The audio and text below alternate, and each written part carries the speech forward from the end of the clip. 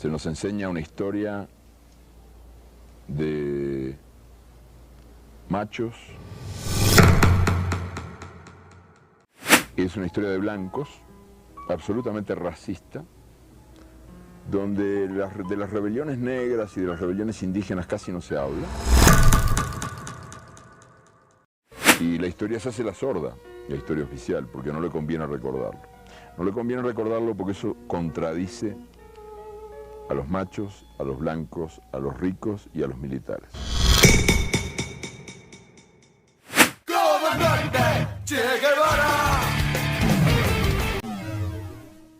Entonces, para el rescate de la verdadera memoria, que es una memoria de la dignidad incesante, de la incesante pelea, es necesario estar muy atento a las voces más secretas de la historia, que no están en la historia oficial, o que están pero muy de pasadita. Se nos enseña una historia de machos, donde la mujer cumple nada más que un papel decorativo. No existen las mujeres en la historia latinoamericana, salvo como abnegadas compañeras del prócer. Y es también, además de ser una historia de machos, contada por los machos y para los machos, y por lo tanto destinada a la perpetuación del poder de los machos, es una historia de blancos, absolutamente racista, donde de las rebeliones negras y de las rebeliones indígenas casi no se habla, o se habla como si fueran episodios de mala conducta, ¿verdad? El fiel servidor que traiciona al amo. Y es finalmente, bueno, también una historia de ricos, por supuesto, porque corresponde a la necesidad que los ricos tienen de justificar sus privilegios para poder transmitirlos por herencia, herencia material, herencia cultural. El que tiene el poder tiene la palabra. Y es finalmente una historia de militares. Una historia que parece un largo desfile militar, todos con el uniforme recién salido de la tintorería, unos señores con cara de mármol, con cara de bronce, nunca con cara de carne y hueso, caras nunca marcadas por las pasiones humanas, y que nada tienen que ver con uno o con la gente que uno encuentra en la esquina.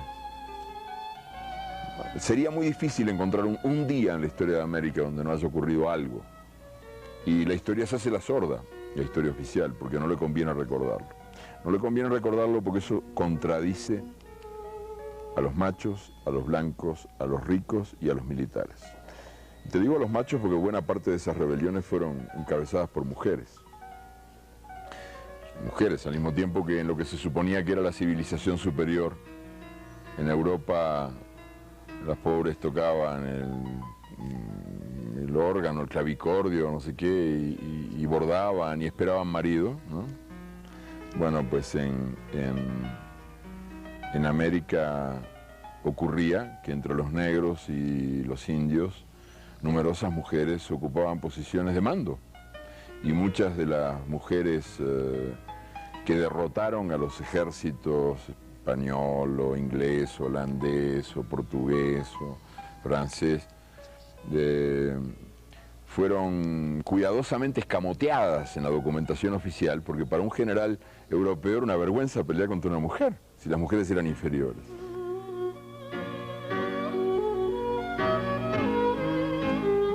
O la memoria de la libertad que uno encuentra tapada, escondida, pero no del todo muerta en algunos episodios de la historia real que han ocurrido y que nosotros no sabemos que han ocurrido. Como por ejemplo aquella espléndida sublevación del año 1599 en la costa colombiana, cuando 80 comunidades de indios taironas se levantan a fines del siglo XVI, no solamente contra el pago de tributos, no solamente contra el trabajo forzado, sino también en defensa de sus tradiciones sexuales, que eran tradiciones de libertad. El machismo es un producto de importación en el Caribe. Y eso suena ahora a chiste de humor negro, porque yo creo que esa es la región más machista del mundo. Pero la homosexualidad en tiempos precolombinos era libre en toda el área del Mar Caribe. Poco antes de descubrir el Océano Pacífico, Balboa arroja a los perros para que se los coman vivos a 80 indios homosexuales, porque como él dice, para ser mujeres solo les faltan tetas y parir. Y había divorcio en toda América. Esta idea de que uno quede encadenado para siempre, ¿verdad? La mujer al hombre, el hombre a la mujer, es una idea importada. En toda América las parejas se hacían y se deshacían según lo decidiera el amor, que en el fondo es el único que tiene derecho a decidirlo. Hasta entre los aztecas, que eran tan represivos, terriblemente represivos. Por ejemplo, condenaban el adulterio, castigaban el adulterio con la muerte. Pero hasta ellos tenían divorcio y por sola voluntad de la mujer. Hasta ellos. Bueno, por no hablar de otras culturas indígenas que vivían mucho más libremente. Pero con esto quiero decir que hay también una memoria de libertad que reivindicar, y una memoria de democracia, y una memoria de poesía.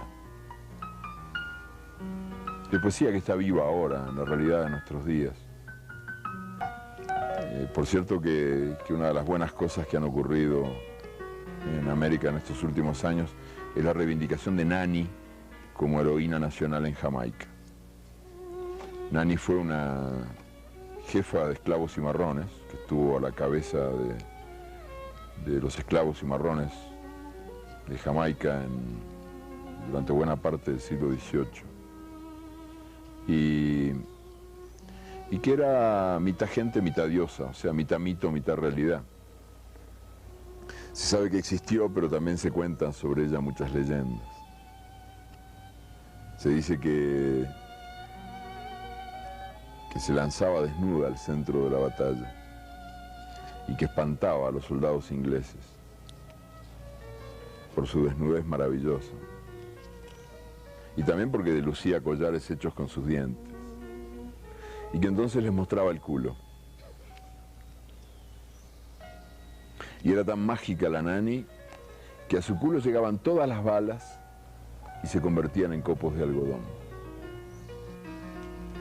Y por cierto que la leyenda y el mito son también fuentes de conocimiento, porque han sido los medios de los que dispuso la memoria del vencido para no ser aniquilada.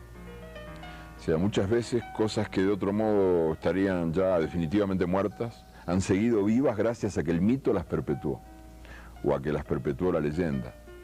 Y el mito y la leyenda son al fondo metáforas colectivas, o sea, maneras de expresión que la historia encuentra para revelarse a pesar del silencio obligatorio y a pesar de la obligatoria mentira.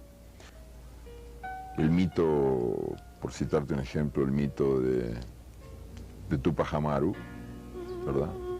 Es de una tal hermosura. Cuando matan al primer Tupac Amaru en la plaza del Cusco, lo decapitan. Nace el mito de inmediato, ¿verdad? Esa misma tarde nace el mito anónimo, inexplicable, misterioso, en la multitud que asiste llorando a la ejecución. El mito de la cabeza que va a encontrarse con su cuerpo. Y durante 2 siglos la gente sigue creyendo que aquella cabeza cortada se va a encontrar con su cuerpo. Y se encuentra. Porque 2 siglos después, exactamente 2 siglos después, se alza un cacique, de nombre ya ignorado, pero que elige llamarse con un nombre jamás olvidado, porque elige llamarse Tupac Amaru. Tupac Amaru II, el segundo Tupac Amaru, o quizás el primero, que ha vuelto al mundo tal como estaba anunciado, porque su cabeza se ha juntado finalmente con el cuerpo, y que entonces se convierte en el protagonista de la revolución más formidable, de la rebelión popular más formidable que ha tenido lugar en el mundo andino en todos los tiempos.